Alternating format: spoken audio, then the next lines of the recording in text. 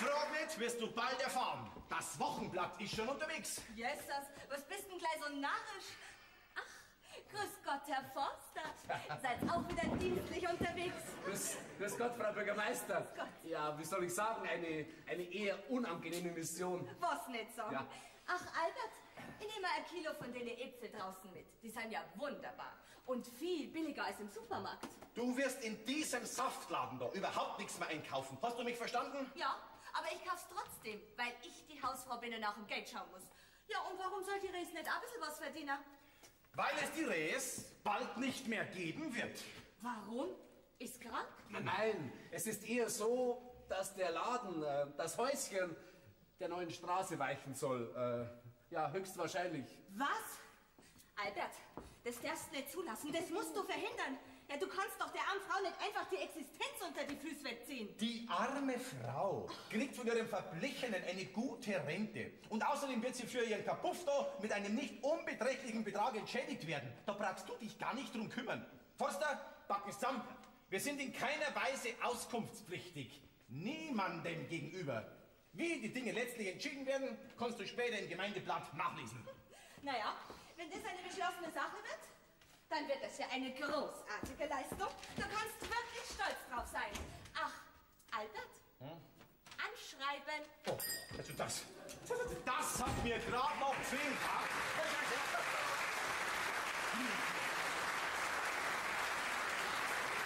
Eine Frau Bürgermeisterin, die meint, sie muss überall einen Senf dazugeben. Geh mal, Forster. Was denn? Ja, ich wünsche Ihnen auf alle Fälle viel Glück bei Ihren weiteren Verhandlungen. Danke. Ja, Morgen, werde Herren.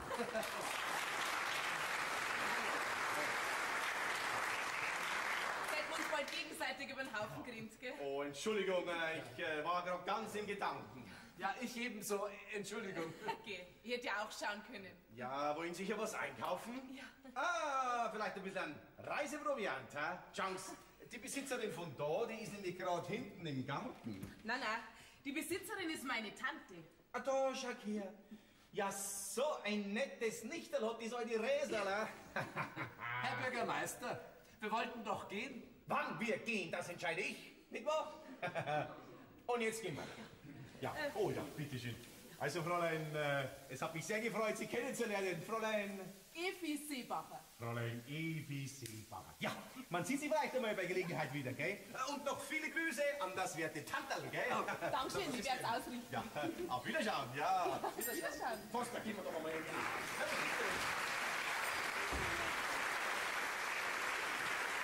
Tante Res? Tante Res! Ja, ich bin ja schon... Ja, mein Elfi, besucht mich wieder. Ja, Madel. Ja, wie mich das gefreut hat. Und mir, Tante Res. Bei dir meine ich immer, die Zeit ist einfach stehen geblieben. Na, die bleibt da bei mir nicht stehen. Der sogenannte Fortschritt macht nicht einmal vor meinem Häusl Halt. Aber sag, Berndl, was hat dich denn aus der Stadt rausgetrieben zu deiner alten Tante? Du, wir haben von da heraus keine Disco. Das ist das Allerwenigste, was ich brauche. Tante Res, kann ich ein bisschen länger bei dir bleiben? Freilich, wenn es dir nicht zu langweilig wird. Okay, wer kann es um den bei dir langweilig werden? Ja, dein Zimmer oben ist immer für dich hergerichtet. Dankeschön. Du sag einmal, was hat denn der Bürgermeister persönlich bei dir wollen? Oh, ich kann da gar nicht sagen. Der geht mir sowas auf den Weg, dass ich das gar nicht sagen kann. Warum? Das ist doch ganz ein angenehmer Mensch. Der ist mir am angenehmsten, wenn ich ihn von hinten sehe. Aber Gott sei Dank funktioniert mein Frühwarnsystem ausgezeichnet. Sag einmal, waren meine Recherchen also doch richtig, hä? Ja. Er war da? Ja, er war da. Ja, grüß dich, Evel. Du, der Greitner, der rast wie ein Taifun durchs ganze Dorf und verbreitet die Kunde. Und was sagst jetzt du zu der Aktion? Nicht viel. Ha? Aber der Teufel soll mir auf der Stelle und Pfundweis holen, wenn ich, die Krameres, jemals zulasse, dass von diesem Fleckerl Erde nur ein einziger Quadratmeter zugepflastert wird.